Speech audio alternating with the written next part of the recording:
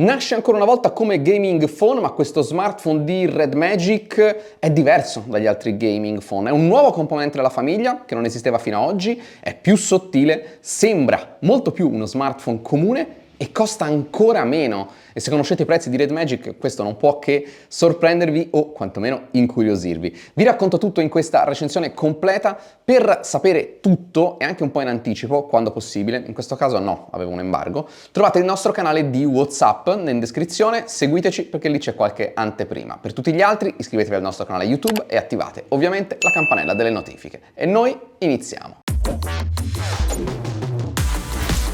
Non ci può essere una bella recensione senza un bel unboxing. La scatola è molto grande, dovrò fare qualche premessa però, più di una.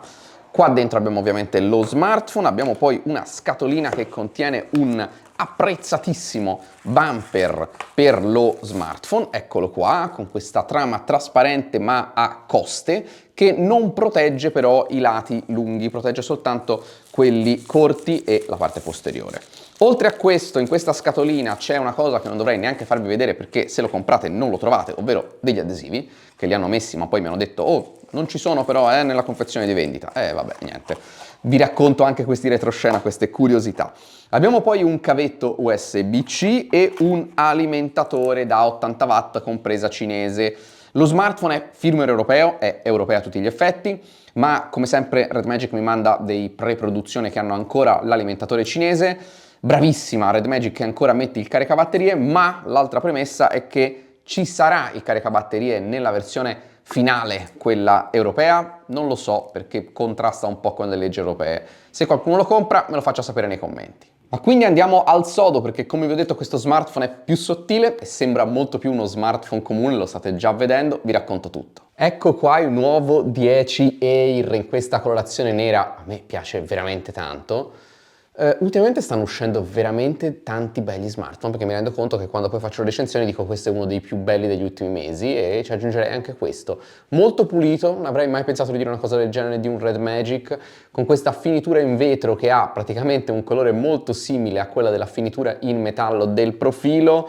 Tasto di accensione, bilanciere del volume un po' piccolino, forse emettitore infrarossi, altro microfono, tasto qui della modalità di gioco, ma vedremo non solo, porta USB-C, carrellino doppia nano SIM, microfono speaker per uno spessore rinnovato, abbassato a soli 7,85 mm. In uno smartphone del genere, in cui il profilo è comunque così squadrato, si percepisce un po' meno questa sottigliezza, ma si percepisce che questo è un bello smartphone, cioè questo è quello che uno vorrebbe in generale, a prescindere dal volere un gaming phone più compatto, questo è lo smartphone con le dimensioni giuste. Tra l'altro aggiungo io, la forma squadrata è per contenere ancora una volta i trigger qui dorsali, aggiungo anche che queste fotocamere sì, non sono a filo con la scocca, ma sono decisamente più sottili, più compatte del 99% degli smartphone in circolazione, quindi niente blocco fotocamera esageratamente sporgente, peso 205 grammi, quindi non leggero ma giusto per questa fascia di prodotto e guadagna la resistenza a polvere e spruzzi IP54, se non sbaglio è il primo Red Magic ad avere una certificazione contro acqua e polvere, ma è anche il primo, aggiungerei io, con un design così pulito, così elegante. Ci sono altre due colorazioni decisamente meno pulite e meno eleganti, sono contento di aver provato questo perché è veramente uno degli smartphone più belli, l'ho già detto, lo so, che abbia provato negli ultimi mesi. E parliamo poi di scheda tecnica, non si può parlare di un gaming phone senza soffermarsi quanto dovuto sulla sua scheda tecnica, dove c'è un piccolo compromesso, che aiuta ovviamente sul prezzo, ma secondo me compromesso, ma fino a un certo punto.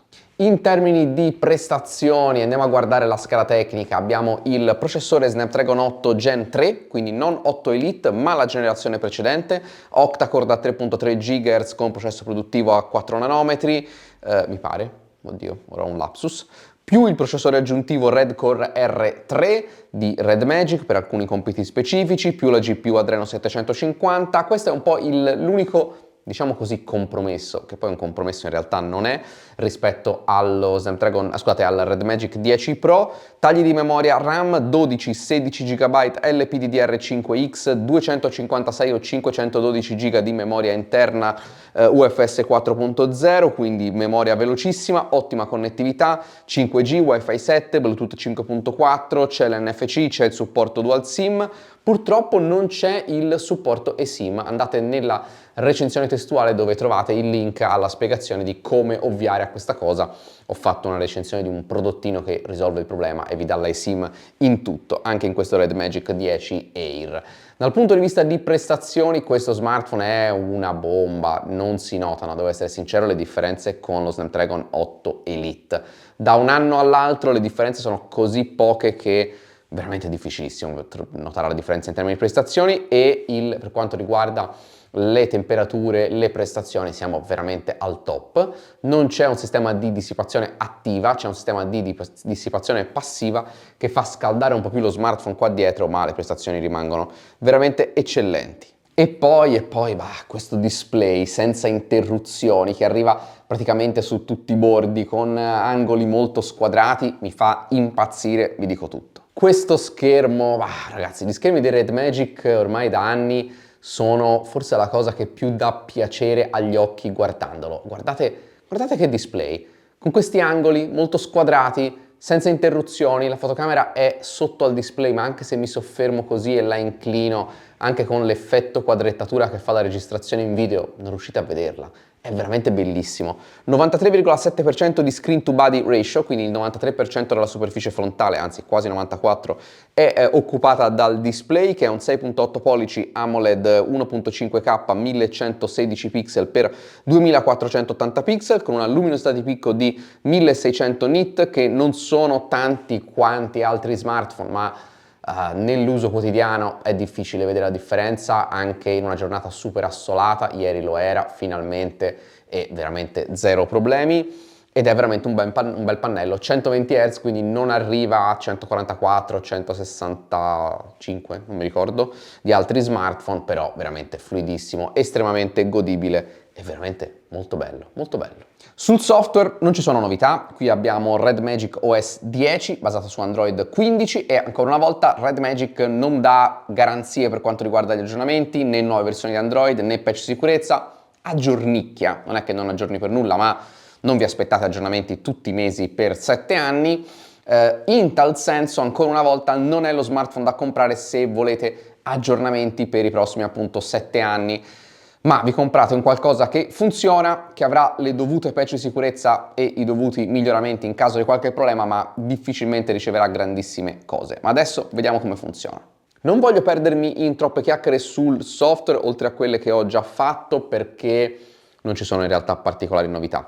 Questa è la personalizzazione, l'Always On Display davvero always personalizzabile in molti modi, potete cambiare lo stile delle animazioni, aggiungere effetti alla ricezione delle notifiche, modificare il formato delle icone. Ho sbagliato menu, eccolo qua.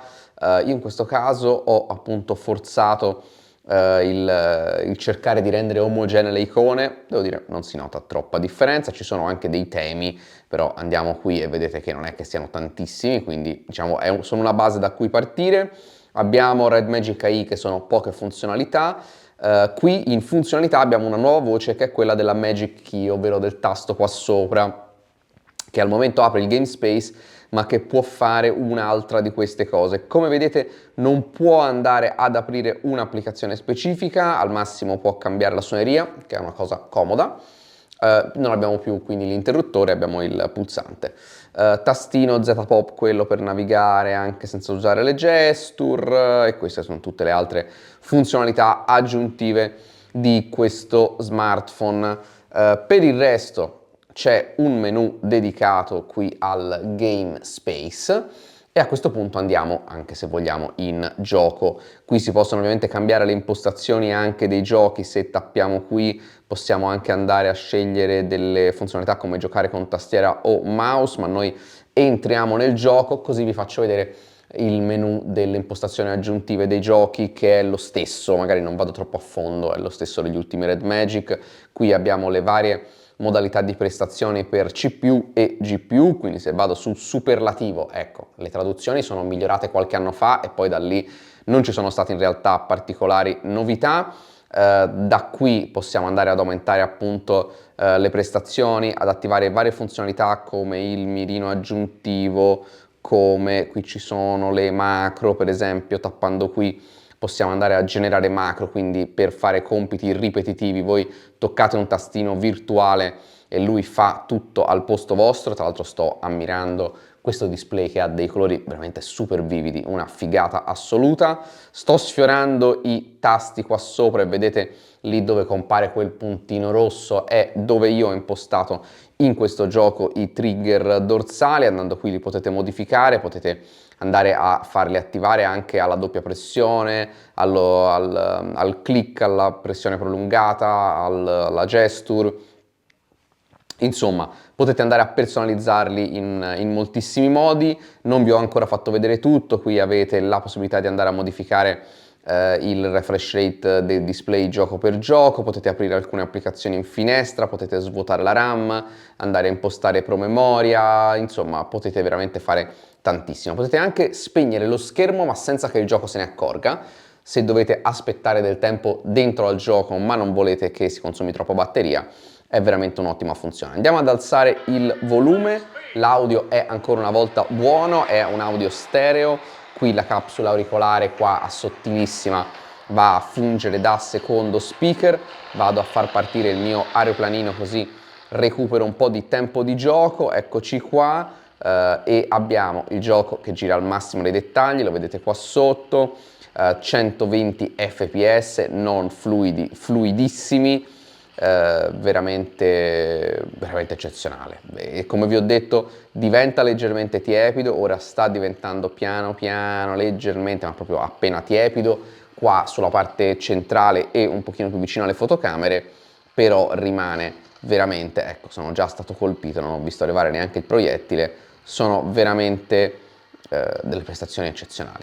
Non volevo aspettare così tanto, volevo più che altro magari tornare alla nave giusto per farvi vedere come l'ho impostato. Quindi qui posso lanciare i siluri ma con il tasto dorsale destro io qua per esempio ho messo il cannone principale che mi permette di sparare colpi senza attendere che niente, mi hanno lanciato un fumogeno, non vedo più nulla. Lancio un fumogeno anch'io solo per complicare la grafica e vedere il calo di frame rate che passa da 120 a 100, quindi ancora estremamente fluido. C'è il ray tracing, insomma vabbè, è veramente eccezionale, non mi resta niente da aggiungere.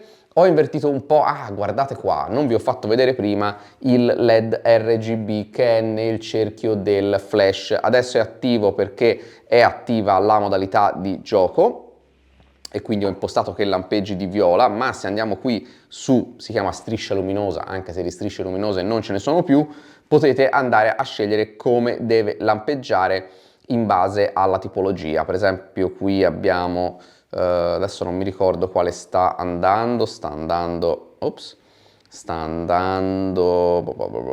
in teoria questo, vediamo, proviamo a cambiare, eccolo qua. Quindi vedete addirittura potete impostare 3 colori diversi. Ops, mi stavo scivolando. E scivolando mi ha permesso di ricordarmi che mi stavo dimenticando del menu laterale da cui aprire anche le app in finestra. Ma parliamo quindi delle fotocamere. 250 megapixel, una stabilizzata otticamente, l'altra grandangolare. Non c'è una fotocamera zoom, vabbè, è un gaming phone e ci sta. Entriamo nell'interfaccia di scatto, sempre con le solite traduzioni un po' così, con la famosa fotocamera famiglia, che sono tutte le funzionalità aggiuntive, video in 4K 60, ma c'è anche l'8K 30 se volete, ma vedete che se andiamo in 8K si disattiva l'ultra stabilizzazione che funziona molto bene e c'è anche in 4K 60, quindi la terrei. L'interfaccia di scatto, sto cambiando la luminosità, è abbastanza chiara, c'è il tasto per il grandangolo e niente, e questo è quanto. Come vengono le foto? Le foto vengono un po' meglio di quello che mi aspettassi. Secondo me l'azienda ha lavorato sul software, anche perché il sensore con il suo processore di immagini è quello precedente, quindi non è l'ultimo, quindi non ci può essere un avanzamento tecnologico in tal senso, ma piuttosto una regressione. E invece le foto mi sembrano di qualità migliore, tutte con meno luce, con tanta luce, con la grandangolare, con poca luce, quindi al buio. Mi sembra una fotocamera molto più consistente, non ne sono più profondamente deluso, mettiamo così. Insomma, ho fatto delle belle foto. Con le alte luci la gestione potrebbe essere ancora un po' migliore, ma con il bilanciamento dei colori, con la nitidezza, con il contrasto, secondo me iniziamo ad esserci. Dove non ci siamo, sulla fotocamera frontale, non è uno smartphone per i selfie, a malapena la fotocamera frontale sotto al display è una fotocamera adatta per le videochiamate, figuriamoci per i selfie, lasciate perdere in tal senso e puntate su qualcos'altro se volete farvi tanti selfie. A questo punto non mi resta che parlarvi di batteria, lo smartphone è sì più sottile ma contiene comunque una batteria da ben 6000 mAh. Nella scheda tecnica non c'è menzione ma mi spinge a credere questa capacità molto elevata, che dentro ci sia una batteria con la tecnologia silicio-carbonio, quella più recente, che vi permette con un utilizzo medio di fare almeno 2 giorni, ma ne potete fare anche di più. Oltre a questo abbiamo anche la ricarica rapida a 80 watt con la possibilità di bypass, quindi di alimentare lo smartphone senza ricaricarlo in modo che non si riscaldi e che le prestazioni in gioco rimangano sempre ottimali. Comunque anche se giocate tanto, se giocate abbastanza, un giorno lo fate veramente comunque. È uno smartphone eccezionale, se lo usate tutto il giorno per giocare tante ore, ovviamente dovrete a un certo punto collegarlo alla batteria, ma con la ricarica 80 watt è veramente molto rapida, non c'è però la ricarica wireless. E siamo quindi alle conclusioni. È a tutti gli effetti ancora una volta un gaming phone, anche perché c'è il LED RGB, quindi alzo le mani, è un gaming phone, assolutamente. Ma, come detto, è un po' atipico, è più sottile, è più maneggevole, è anche più bello, è più classico, almeno nella colorazione nera, ma soprattutto costa ancora meno e già costava poco. Red Magic 10 Pro, 649 euro era il suo prezzo. Ebbene, qui 649 euro è il prezzo della variante 16512, perché la variante 12256 costa solo 499 euro. Qui abbassare un po' il refresh rate dello schermo, portare un po' il processore della generazione prima è stato sufficiente per creare questo gioiellino. Ecco, a 499 euro, se eravate un po' curiosi di questo mondo dei gaming phone, tutte prestazioni LED RGB e trigger laterali, mi viene molto difficile consigliarvi qualcosa. Non vi racconto che questo è lo smartphone perfetto per chiunque, non lo è, in quella direzione è andata molto più Asus, se così vogliamo, ma è comunque uno smartphone per chi è curioso, vuole provare un gaming phone, vuole provare uno smartphone tutto prestazioni, ma non vuole spendere molto e non vuole qualcosa che magari sia un po' pacchiano o comunque un po' troppo esagerato dal punto di vista del design. Veramente brava Red Magic. Trovate la recensione completa ovviamente nel link qua sotto, dove trovate anche il nostro canale WhatsApp. Disclaimer finale: questo sample mi è stato inviato da Red Magic, che non ha visto questo video in anticipo, non ha fornito input editoriale, non ha fornito compenso economico. Grazie ancora una volta e noi ci vediamo a un prossimo video.